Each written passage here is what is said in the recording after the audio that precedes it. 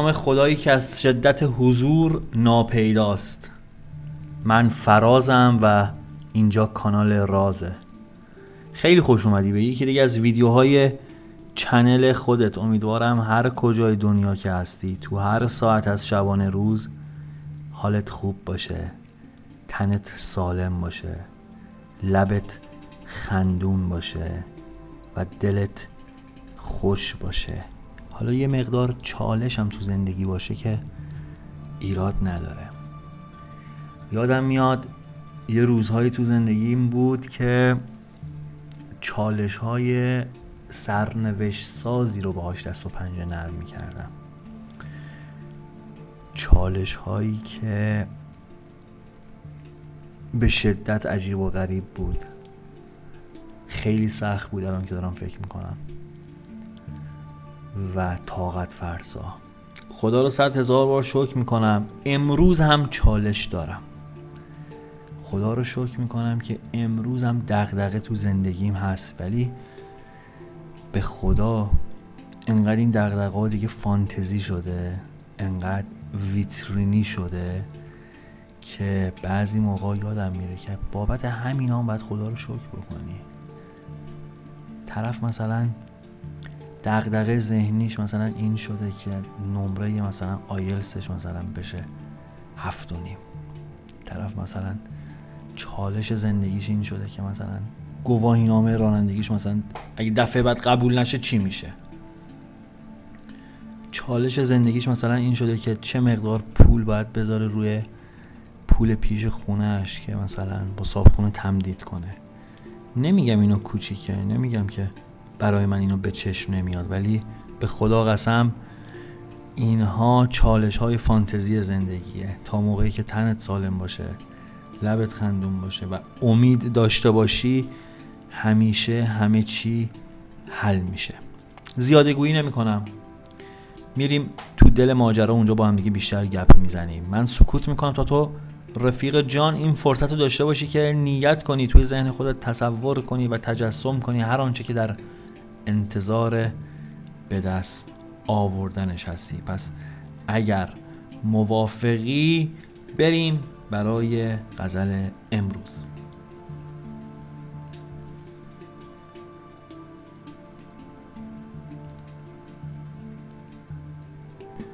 خب اگر نیت کردی و آماده ای، ببینیم امروز کائنات در قامت کلام حافظ چی برامون داره.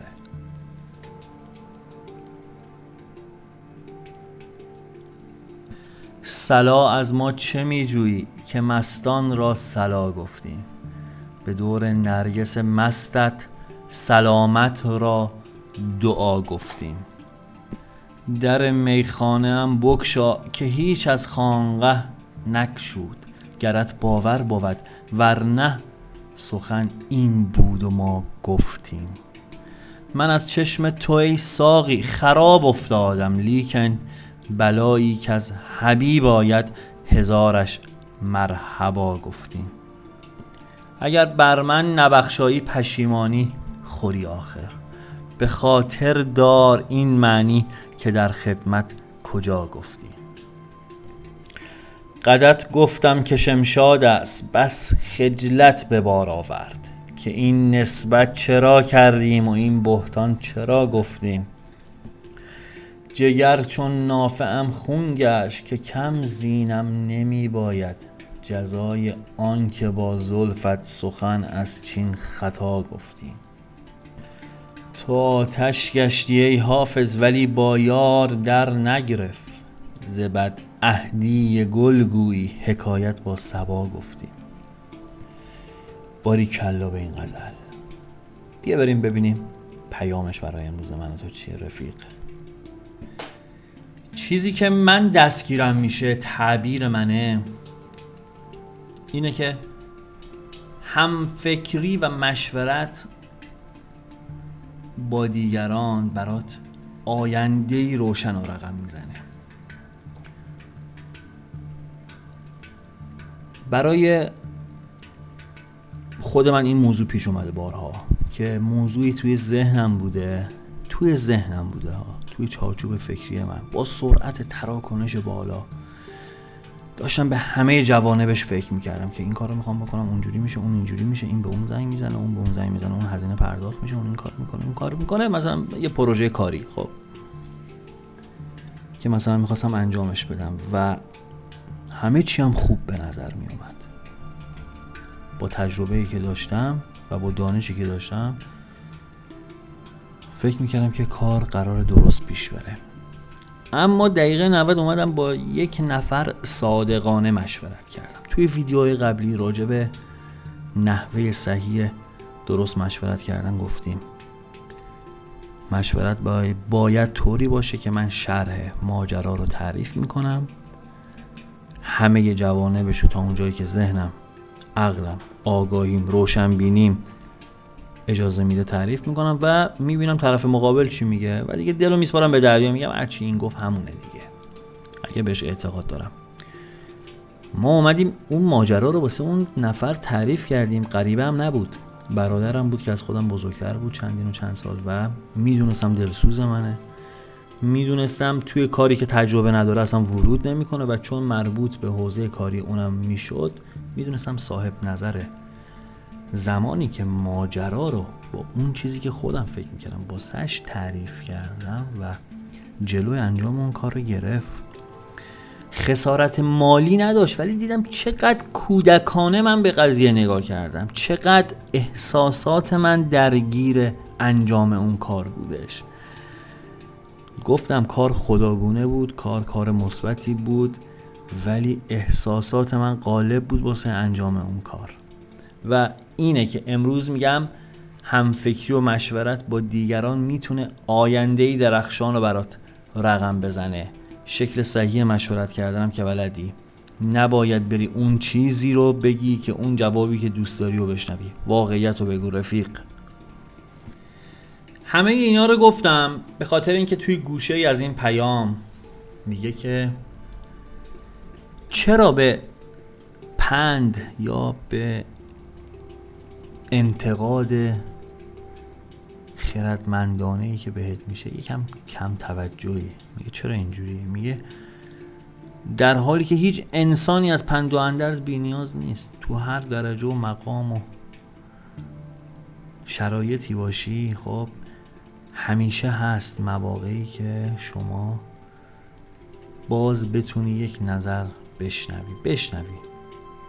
یه موقعی هست، یه مثالی هست، میگن که دو نفر هستن، اینا هر کدوم یک سکه دارن و هر کدومشون سکه خودشونو میدن به نفر مقابل. بعد سوال پرسیده میشه که خب حالا هر کدوم از اینا چند تا سکه دارن؟ باز همون نفر یه دونه سکه رو دارن. بعد میگن که حالا دو نفر باز مقابل همدیگه وایسادن، هر کدومشون یک نظر دارن. بعد نظر خودشونو به نفر مقابل میگن، حالا باز هر کدوم از اینا چند تا نظر دارن؟ الان شد 2 تا نظر، هم مال خودش همونی که الان شنید، 2 تا دیدگاه، 2 تا روش. پند و اندرز کارش اینه. و خیلی از مواقع طرف نمیاد صدات کنه بگه فلانی بیا اینجا بشین میخوام یکم نصیحتت کنم. اینجوری نیست. خب اگر تو هوشیار باشی، خب آگاه باشی، بهوش باشی، گیرندت برای دریافت پیام باز باشه، خود به خود میشنوی، خود به خود از تو دل همین پیامی که امروز من دارم بهت میگم دستگیرت میشه. انتظاری که من از این حافظ خوانی و انرژی خوانی دارم که دارم هر روز انجام میدم مگه چیه؟ همینه، تشنه شنیدن پیام هستم. ممکنه برم پیش دوستم، اون از یک داستانی تعریف کنه، من یه دفعه شستم خبردار بشه چه نکته جالبی گفت، من میتونه مثلا چاره گوشای فلان داستان من باشه، یا فلان صحبتی که بعد از اون میخوام برم با یه نفر بکنم، چقدر خوبه که از این جمله‌ای که اینم گفته استفاده کنم برای پیشبرد حالا چالشی که دارم. و پیام به این نکته هم اشاره میکنه که توی اطرافیانت یه حس شرمندگی واسه به وجود اومده و مراقب صحبت کردنت باش که یه موقعی چیزی نگی که به ضرر خودت تموم شه و ازت خواسته که از لحظه زندگیت استفاده کنی که وقت طلاست. و در آخر پیام این که اگر حرفی میزنی جایی حق با توه ولی اثر نمیکنه، تو گوش طرف مقابل نمیره، حرفت محکم پسند نیست، نگران نباش. تو تلاش تو کردی، سهم و نقش خودتو انجام دادی، تقصیر تو نیست، شرایط مساعد نیست. اینو در نظر بگیر. و این بود پیام امروز. سپاسگزارتم که تا اینجای ویدیو منو همراهی کردی. و اینم میدونی دیگه، ساده ترین با ارزش ترین کاری که میتونی بکنی به من انرژی بدی اینه که ویدیو رو لایک کنی و کانال رو سابسکرایب کنی و کامنت بذاری و با معرفی کانال به دوستا و آشناهات کمک میکنی که بزرگتر بشیم.